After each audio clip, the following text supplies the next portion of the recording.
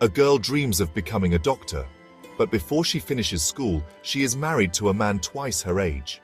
Her books are replaced with a baby, her future stolen.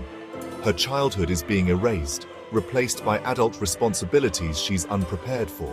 This isn't a story from the past, it's a crisis happening today, affecting millions of girls across India. India accounts for 1/3 of the world's child brides, a staggering statistic that hides countless stolen futures. The problem is everywhere, rooted in poverty, gender inequality, and social pressure. Despite interventions that have stopped over 1,000 child marriages in just 1 year, this is only a glimpse of a much larger issue. We must understand what child marriage is, why it persists, and how it devastates lives. By exploring its causes, impacts, and solutions, we can begin to dismantle this system. In this video, we'll explore what is child marriage, why girls are still married early, especially today, the serious impact on individuals and society, what the law says, and most importantly, why and how we must stop it. Child marriage is any union where one or both partners are under 18. In India, the law sets the minimum age at 18 for girls and 21 for boys. Anything earlier is illegal. This isn't just a legal issue, it's about protecting children's rights to education, health, and safety. Yet the practice remains widespread, robbing girls of agency and exposing them to abuse. Often these marriages are secret, informal, and undocumented, making intervention difficult. Over 1 million children, mostly girls, are identified as vulnerable, especially those who drop out of school. The gap between law and reality is where child marriage thrives, demanding more than just legislation. Gap 3's poverty. Poor families may see their daughter's marriage as a way to reduce economic burden, one less mouth to feed. Sometimes girls are married early to avoid giving larger dowries later. Gender discrimination. Parents believe their duty is to marry the girl off early, not educate her. Lack of education.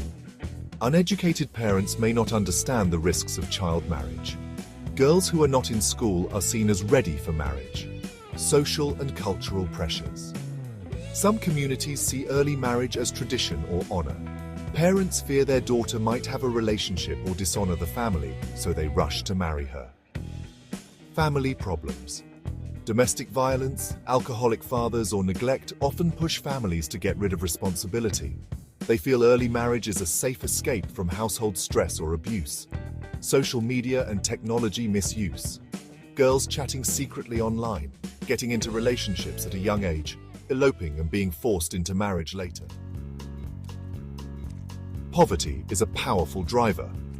Marrying off a daughter means one less mouth to feed. The illegal dowry system adds pressure. The younger the bride, the lower the dowry. Tradition cloaks child marriage in legitimacy, making it hard for families to question or resist. For some, it's a desperate solution to family instability or hardship, seen as a way to protect or relieve the family. These choices are often made out of helplessness, not malice. The result: girls' childhoods are sacrificed for short-term survival. Challenging these customs is difficult, but essential. Only by addressing poverty and tradition together can we hope to end child marriage.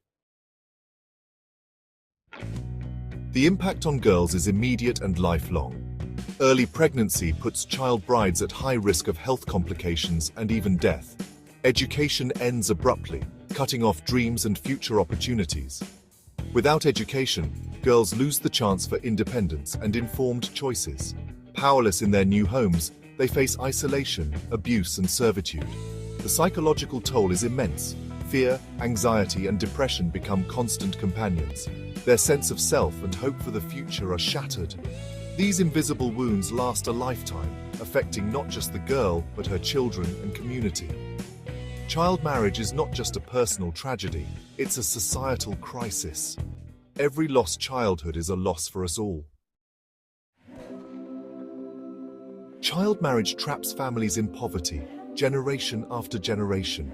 Girls forced out of school can't secure good jobs, keeping their families poor. Their children, especially daughters, are likely to repeat the cycle. On a national scale, this practice stifles economic growth and wastes human potential. It reinforces gender inequality, fueling other social problems. The healthcare system is strained by complications from early pregnancies, diverting resources from preventive care. Ending child marriage is essential for a healthier, more prosperous, and just society. The cost of inaction is too high for everyone. India's Prohibition of Child Marriage Act makes underage marriage illegal, with strict penalties for violators. Support systems like the Childline 1098 helpline enable quick intervention. Recent efforts have stopped thousands of child marriages, proving the law can work. Yet, enforcement is weak. Local authorities may hesitate, and families often hide illegal unions. Lack of birth registration and documentation makes prosecution difficult. Girls are rarely able to testify against their own families, complicating legal action. Social stigma often outweighs fear of punishment. To succeed, we need stronger enforcement, better awareness, and empowered girls. Legal protection is vital, but it must be matched by community change. The most effective way to prevent child marriage is to keep girls in school. Education empowers girls, delays marriage, and opens doors to better futures. Financial incentives and scholarships help families prioritize schooling over marriage. Community engagement, especially involving religious and local leaders, can shift harmful norms. Economic empowerment through vocational training gives girls and families alternatives. Successful programs like Odisha's Advika initiative show that coordinated action works. With education, community support, and strong laws, we can end child marriage. Ending child marriage is a fight for every girl's right to dream, learn, and thrive. The roots of this crisis are deep, but the solutions are within reach. Governments must enforce laws, register births, and invest in girls' education and health. Community and religious leaders must challenge outdated norms and champion girls' rights. Teachers, healthcare workers, and families all play a role in protecting girls. Parents must see daughters as sources of pride and potential, not burdens. Let's give girls books, not bridal veils, dreams, not dowries. Change starts with each of us. Speak up, support organizations, and use helplines to protect at-risk children. Together, we can build an India where every girl is free to choose her own future. The time to act is now.